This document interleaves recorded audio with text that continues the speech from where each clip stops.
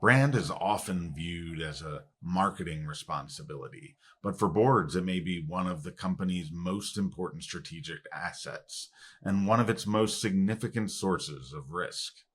In an era when customer trust can be damaged overnight and reputational crises can unfold in real time, directors need to understand not only how a brand creates value, but also how it can erode long before the warning signs appear in financial results. So, what does effective board oversight of brand actually look like? And what questions should directors be asking before a crisis forces their attention? In this segment with Verdell Walker, Director of Scholastic, we'll explore the board's role in protecting, monitoring, and strengthening one of the most valuable assets any organization possesses. Verdell, many boards view brand primarily as a marketing issue rather than a governance issue. What are directors missing when they fail to treat brand as a strategic asset and an enterprise risk? Yeah, I think the core mistake is thinking about brand as a line item expense rather than as an asset.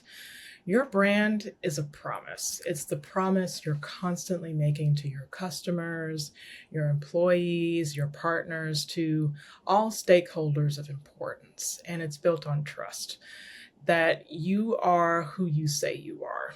And when boards treat brand as just a marketing line item, they lose sight of what that promise actually cost to break in terms of customer loyalty, talent retention, pricing power, and long term enterprise value.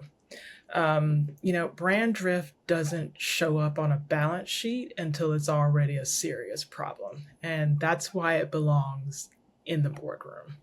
In your experience, what are the earliest signs that a company's brand positioning or customer trust may be deteriorating before it shows up in financial performance? The canary in the coal mine is almost never in the quarterly brand tracker. It's the qualitative signals that don't have a dashboard, Bill.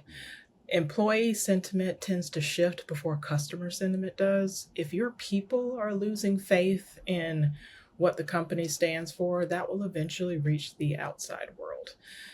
I think you also see it in a few other places. You can see your earned media tone changing, your customer success data is picking up brand related friction, talent pipelines quietly weakening, partners and licensees get more cautious. And online, the social conversation can shift and register less enthusiasm, more skepticism. Here's a big one too: product reviews on e-commerce sites and in online discussion forums like Reddit, which is the true town hall of the internet, if you ask me. By the time it shows up in revenue, you've usually missed several earlier warning signals. When a brand crisis unfolds at social media speed, the instinct is Mm-hmm. often to hand it Mm-hmm. entirely to management and communications teams. How should the board's role differ from management's role in those moments? And what does good governance look like Mm-hmm. when the trust is eroding in real time? Yeah, so I want to be clear. Management owns the response, full stop. The board's job is not to step in and start making comms decisions. Noses in and fingers out. That's what we do. Our role is really to ensure that management has the framework, the authority, the resources, and the muscle memory to respond effectively before a crisis ever takes place. And that means that directors should be asking the right questions in advance. Do we have a crisis playbook? Has it been tested? Who has decision making authority when things are moving fast? What is the sequence of events and escalation thresholds as things are happening? So, in the heat of the moment, the board's job is really oversight and support, making sure that the management team isn't operating without adequate resources or cover. What does meaningful board level brand oversight actually look like in practice? And how do you know when it's missing? It starts with asking the right questions. Like, that's what a good board director does, I think, is asking the right questions at the right cadence. We are not supposed to be in the weeds. We do not need to know how individual campaigns are performing. Yeah. We should be asking what the conversation around our brand is like at the employee, customers, and in some cases, depending on the industry, Bill, regulatory and government level as well.